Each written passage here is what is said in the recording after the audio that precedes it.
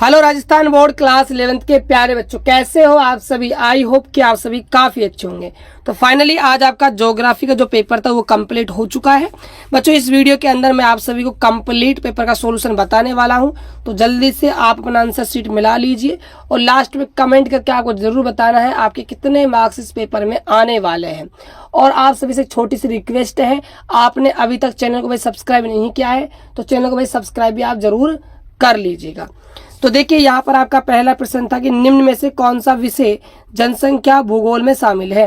तो ये आपका हो जाएगा जनांकिकी विषय, ऑप्शन यहाँ पर खे आपका राइट हो जाएगा।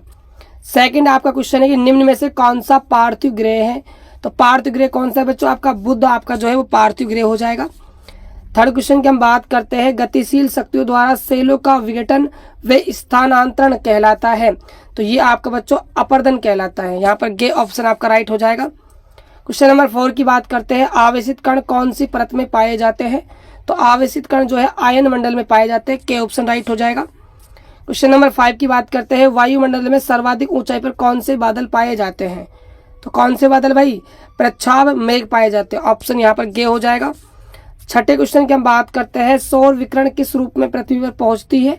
तो ये प्यारे बच्चों लघु तरंगों के रूप में पहुंचती है, के ऑप्शन हो जाएगा। सातवें प्रश्न की हम बात करते हैं, विश्व का सबसे बड़ा एवं गहरा महासागर कौन सा है, बड़ा भी और गहरा भी। तो ये आपका प्रशांत महासागर हो जाएगा, खे ऑप्शन। आठवें प्रश्न की बात करते हैं, भारत की स्थलीय सीमा की लंबाई कितनी है। तो इसकी लंबाई याद कर लीजिए 15,200 किलोमीटर, के ऑप्शन हो जाएगा। नवा प्रश्न है, निम्न में से कौन सा प्रेवाल द्वीप नहीं है। तो ये आपका हो जाएगा अंडमान निकोबार द्वीप, ऑप्शन गे हो जाएगा। 10वें प्रश्न की हम बात करते हैं, निम्न में से जिस नदी पर बांगड़ा नागल बांध बनाया गया वह है। तो वो कौन सी है बच्चों, नदी का आपको नाम बताना है। तो वो प्यारे बच्चों आपकी नदी हो जाएगी सतलज नदी, गे ऑप्शन यहाँ पर राइट हो जाएगा। चलिए अब हम बात करते हैं रिक्त स्थान वाले प्रश्नों की। क्वेश्चन नंबर 11 देखिएगा, विशाल मैदान में नई तलछट व कॉप मिट्टी से बने हुए निचले मैदान क्या कहलाते हैं। तो ये मैदान आपके भाई खादर कहलाते हैं, खादर इसका सही जवाब हो जाएगा। क्वेश्चन नंबर 12 है, धरातल पर सामान्यतः खालिस्तान मीटर की ऊंचाई पर 1 डिग्री सेल्सियस तापमान कम हो जाता है। तो इसका सही जवाब हो जाएगा 165 मीटर है ना ऊंचाई पर। अगला है हमारा 13वां प्रश्न, शीतकाल में होने वाली मावट जिन्हें आंध्र पवनों द्वारा होती है वे पवनें क्या कहलाती है। तो उन पवनों को हम कहते हैं बच्चों पश्चिमी विक्षोभ उनको भाई कहा जाता है, ठीक है। ये हमारा राइट आंसर हो जाएगा। अगला है, 50 सेंटीमीटर से कम वर्षा वाले क्षेत्रों में पाए जाने वाले वन खालिस्तान हैं। तो ये आपकी कौन से बच्चों, उष्ण कटिबंधीय कटीले, ये आपका आंसर हो जाएगा। अगला क्वेश्चन देखिएगा, मांजुली द्वीप असम में है, जो सबसे बड़ा नदी द्वीप है, किस नदी में स्थित है और हर वर्ष बाढ़ग्रस्त होता है। तो इसका राइट आंसर आपका हो जाएगा ब्रह्मपुत्र, क्या हो जाएगा बच्चों, कौन सी नदी है, ब्रह्मपुत्र आपकी नदी हो जाएगी। क्वेश्चन नंबर हम 16 की बात करते हैं ना, वायुमंडल में सर्वाधिक मात्रा में पाई जाने वाली गैस कौन सी है।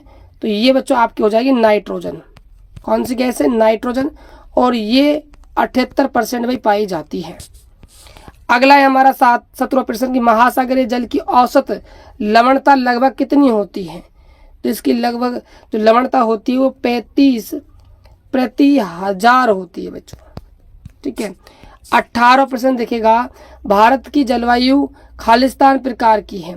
तो भारत की जो जलवायु बच्चों उष्ण कटिबंधीय